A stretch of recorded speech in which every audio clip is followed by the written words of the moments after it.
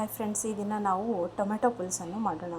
Tomato pulls ಮಾಡಲು ಬೇಕಾಗುವ ಸಾಮಗ್ರಿಗಳು: 2 ಟೊಮೆಟೊ, ಜೋಳದ ಹಿಟ್ಟು, ಖಾರದ ಪುಡಿ, ಮಸಾಲ ಖಾರದ ಪುಡಿ, ಅರಿಶಿನ, ಬೆಳ್ಳುಳ್ಳಿ, ಅಲ್ಲ ಬೆಳ್ಳುಳ್ಳಿ ಪೇಸ್ಟ್ ಮತ್ತು ಕರಿಬೇವು, ಕೊತ್ತಂಬರಿ.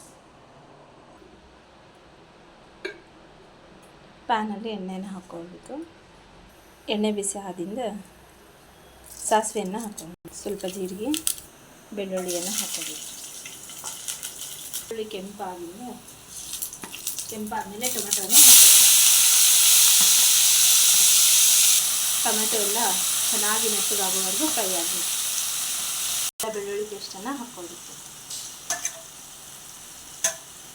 ಪೇಸ್ಟ್ ಹಸಿ ವಾಸನೆ ಹೋಗೋವರೆಗೂ ಫ್ರೈ ಮಾಡಬೇಕು.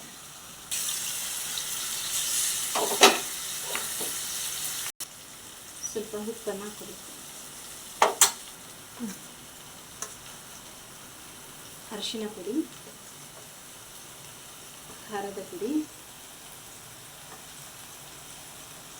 ಮಸಾಲ ಖಾರದ ಪುಡಿಯನ್ನು ಹಾಕಬೇಕು. ಎಲ್ಲವೂ ಚೆನ್ನಾಗಿ ಮಿಕ್ಸ್ ಆಗುವವರೆಗೂ ಫ್ರೈ ಮಾಡ್ಕೊಳ್ಬೇಕು.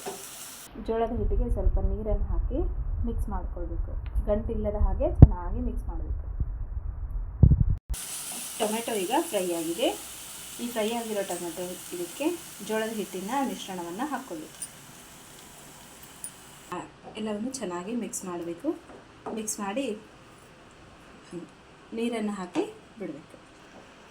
ಹಿಟ್ಟು ಸ್ವಲ್ಪ ಬೇಯಬೇಕು. ಅಂದರೆ ಹಿಟ್ಟು ಸ್ವಲ್ಪ ಕುದಿಯುತ್ತೆ. ಕುದ್ದ ನಂತರ ಆಗ ನೀರು ಹಾಕಿ ಕುದಿಸ್ಬೇಕು ಚೆನ್ನಾಗಿ.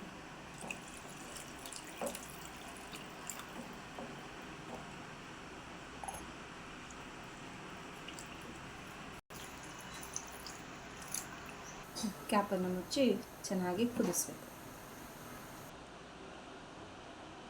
ಈಗ ಬಾಯ್ಲ್ ಆಗಿದೆ. ಸೈಡಲ್ಲಿ ಎಣ್ಣೆ ಬಿಟ್ಕೊಳ್ತಾ ಬರುತ್ತೆ. ಆಗ ಇದು ಬಾಯ್ಲ್ ಆಗಿದೆ ಅಂದ್ಕೋಬೇಕು. ಕರಿಬೇವು ಕೊತ್ತಂಬರಿಯನ್ನು ಹಾಕ್ಕೊಳ್ಳೋಣ. ಬೆಂಡೆಕಾಯಿ ಪುಲ್ಸ್ ರೆಡಿಯಾಗಿದೆ. ಇದನ್ನು ರೊಟ್ಟಿ, ಚಪಾತಿ ಮತ್ತು ಅನ್ನದ ಜೊತೆ ತಿಂದರೆ ಚೆನ್ನಾಗಿರುತ್ತೆ.